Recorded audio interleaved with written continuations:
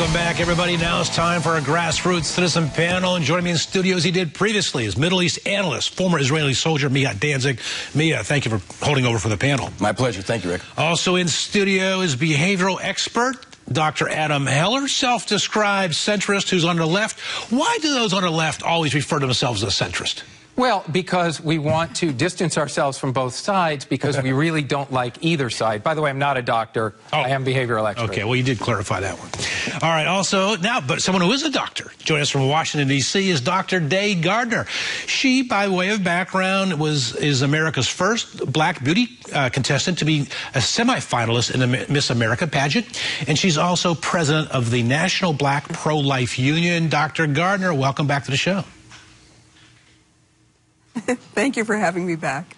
All right, let's hit the first topic. We talked about it earlier. It's something that we've talked about on the show the last couple of evenings, and that is there's a new Republican border security bill out there that's being bannered about, which removes border fences. And you know, here's the thing: this show tries to be less right and left, less anti-Democrat and pro-Republican, and more pro-limited government, pro-holding Democrats and Republicans' feet to the fire, so to speak, pro-free market.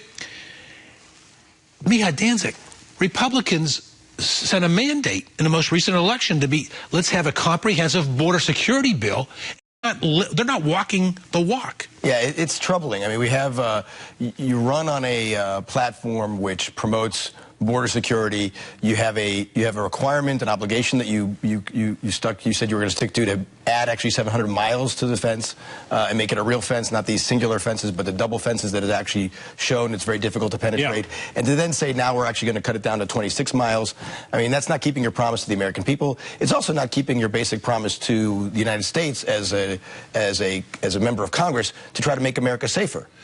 And Adam Heller, what is interesting about this issue to me is that you have Republican lawmakers and Democrat lawmakers on the same page here. Let's tear this fence down. I was going to call it a wall, but let's tear this fence down. What it does is each get their benefit, big labor, maybe more registered Democrat voters. And you have grassroots citizens, both Republican and Democrat, who agree with that fence. And so here's a disconnect from both parties with citizens on both sides. Well, comment. Yeah, my comment is I think the behavior is really hypocrisy, because the bottom line is we spend all this time talking about the border fence in Mexico. In the meantime, on the Canadian side, we're wide open. Anybody can roll through. The arguments, the terrorists can get through. Right. They could fly to Canada just as easily as they could go to Mexico. The bottom line is it's rooted in fear. They're going to come take something we have. And the Bible quote seems to have changed, love thy neighbor, unless they speak Spanish. Good fences make good neighbors. Yeah, that is a Mexican often quote. Good fences make good neighbors.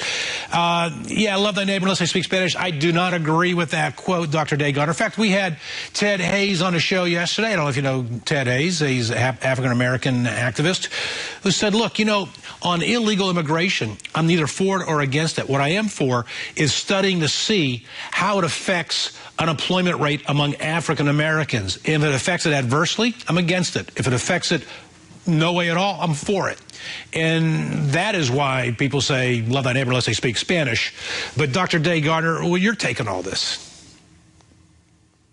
You know what, of course, we all care about the economy. We all care about jobs, of course. But you know what? According to a recent Pew poll, 76% of the Americans say that the thing that most important, that they feel is most important in this country, is to make sure that they are safe. And I think that it's really amazing that they make it's so difficult. I say if you have to put up a fence on the Mexican border, fine. Do one, Canada, whatever. I think the bottom line is we have to think about what's going to make Americans safe. And that's where I am. I think that they're just kind of all this going back and forth. It comes down to votes. I think that that's the bottom line. And they make it a political thing instead of what it's really about. It's about the safety of American citizens. And to the point of safety, Adam's just wrong. When you have a border like Canada, where very few people cross over it illegally, right? It's very easy with technology or I shouldn't say very easy. It's a lot easier with technology to see when people are crossing over and to have better control of that border. When you the Canadian border, for a variety of reasons, doesn't have a lot of people crossing over it illegally. The Mexican border does. So when you have thousands and thousands of people crossing illegally daily, for purely economic reasons, that may be the case. It's also very easy to hide among those thousands the people that are crossing over to do us harm. So to say that it's just as easy for terrorists to fly to Canada and come to America as it is to Mexico, that's just wrong. Well, it only takes one to saunter in and hop in an airplane and fly into a building. And the other thing, Mika, is how small do we want to box ourselves in? We can build fences around the country, then maybe we should build fences around San Diego where we are, then our neighborhood. And where do we end this? How about solving the big problem so that people don't have to try and sneak in all the time? Why don't we escalate to... Look, to say that we shouldn't put fences, security fences, the double fences that were mandated by this original legislation that make it very difficult for people to illegally cross over, whether they mean us ill or they mean it just to break our immigration laws, and equate that to putting fences around us in San Diego and around us in Los Angeles. Look, we are a nation. Our borders should have meaning, right? And we have a duty to protect the people within the city, within the United States. We don't have a duty, right, to prevent terrorists from getting into Mexico, but we do have a duty to prevent terrorists from getting into the United States. All right, that's what our lawmakers switch gears right now. I know Adam wants to say something. We're going to switch gears. Go ahead. And any other time, I think that this would, what you're saying about boxing us in, and if we want to be boxed in, any other time that would make sense. But we're in a place where the administration that we have in place right now doesn't really do very much. It doesn't seem to take our safety seriously. They won't even call the terrorism Islamic terrorism. They won't call it what it is. And I feel that until we have some administration, hopefully another president in a couple of years, in place to come out and call it what it is and to make sure Americans are safe, I think that we have to do whatever it is. And if that means boxing us in, so be it. All right, the city of Washington, D.C. is considering allowing non-citizens to vote. What does that mean about the sovereignty of our nation? Why not empower legal citizens to get out and vote in larger numbers? We'll get our panel's take on that issue on the other side of this break. Stay with me. From the edge of America, I'm Rick Amato. We're back with more right after this.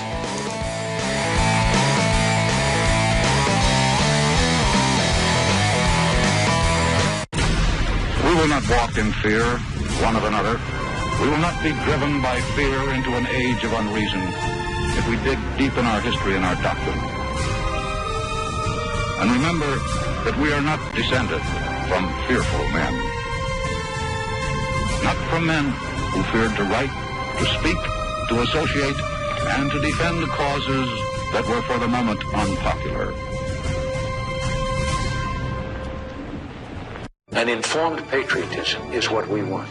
And are we doing a good enough job teaching our children what America is and what she represents? We were taught what it means to be an American, and we absorbed almost in the air a love of country and an appreciation of its institutions. And as for those who create the popular culture, well-grounded patriotism is no longer the style. Our spirit is back, but we haven't re-institutionalized it. We've got to do a better job of getting across that America is freedom, and freedom is special.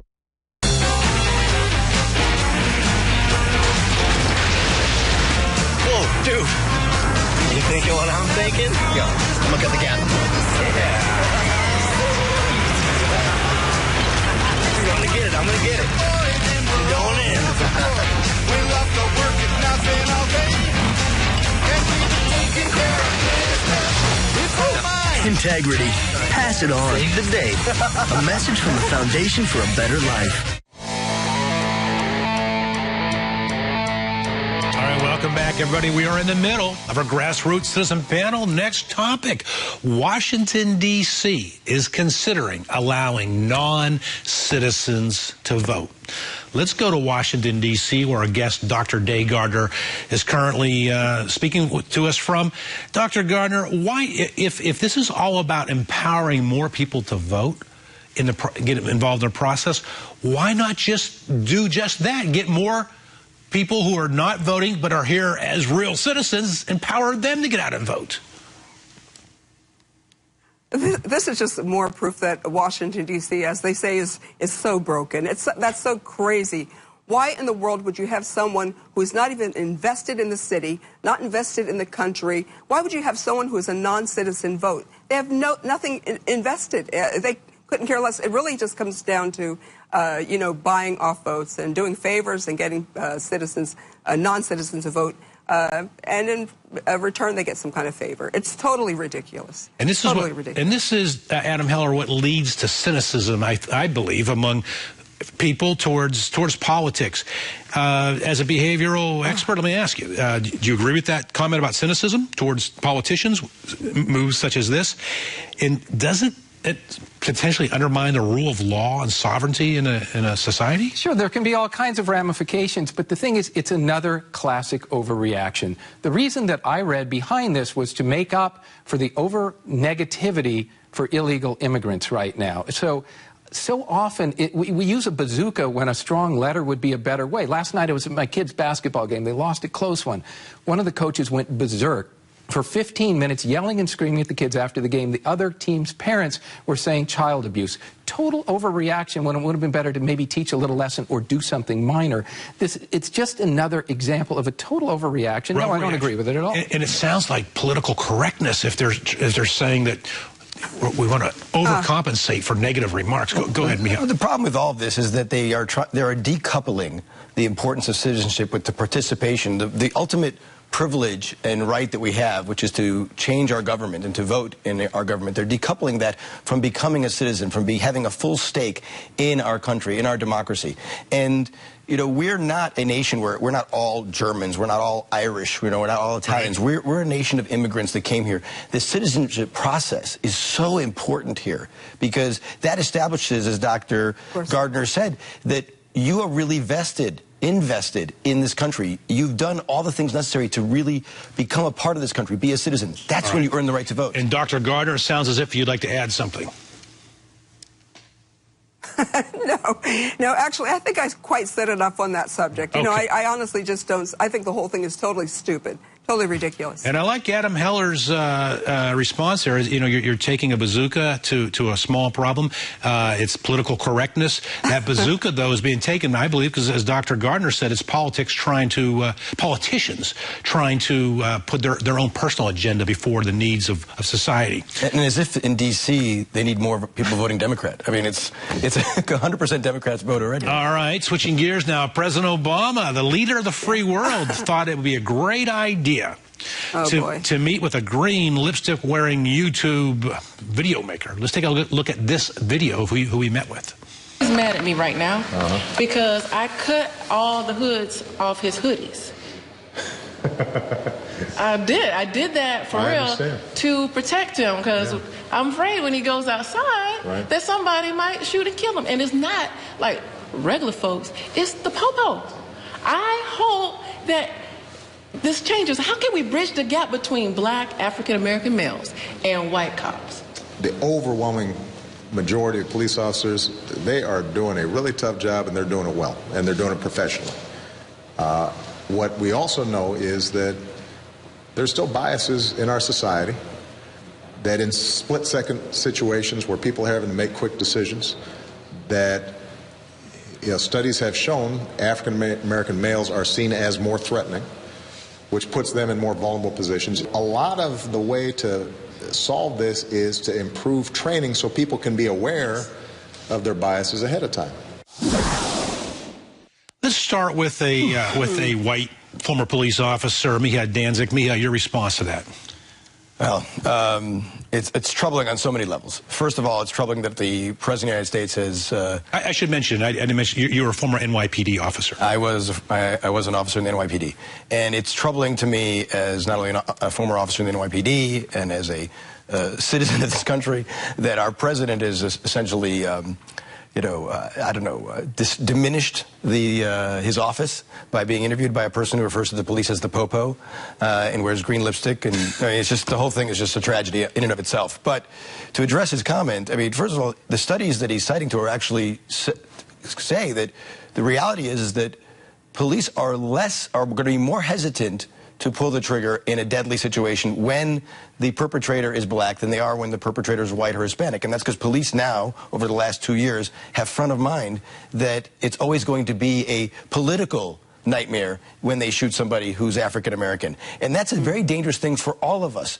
If you hesitate as a police officer because you're thinking of political considerations, you could die, or the people you're trying to save could die. Hesitancy and thinking of politics when you're out on the street as a cop is a very dangerous thing. Dr. Day Gardner, your take on the president, the leader of the free world, meeting with this woman.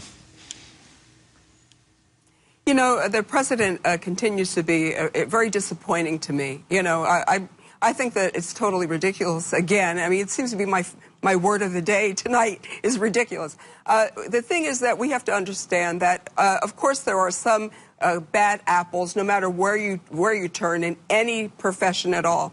But police officers, for the most part, do a great job. I was very, very bothered with the Brown situation and also Garner in New York, because if you think about Garner, especially in New York, and the way they all came out, you know, in droves to protest his killing there, and I think that, of course, that was a case where a police officer did mean to step out to kill him. I think it was one of those things, of manslaughter, or something that happened.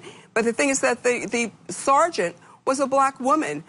Kizzy Adani, I believe her name was, the sergeant there. She was standing right there. And the media made sure that they kind of cut her out of the picture as they filmed Garner on the ground. So the bottom line is that I think this is all driven, again, by politics, which is really sad. Obama's in the mix of it. George Soros is in the mix of it. We know that he funded a lot of what went on in all the protests in Ferguson, and a lot of the things are going on in that area. I think it's really sad because police officers will now put themselves in more danger because of this, because they are going to be maybe a little bit hesitant to shoot. Right. But you know what? If I'm in trouble, I'm calling a police officer. Very good. Adam Eller, we're down to less than 30 seconds. Want to comment on the Popo comment? Absolutely. A couple of things. I believe a little bit what Obama said. Number one, most cops do a great job. We all have biases, cops and the rest of us. But emotions drive behavior.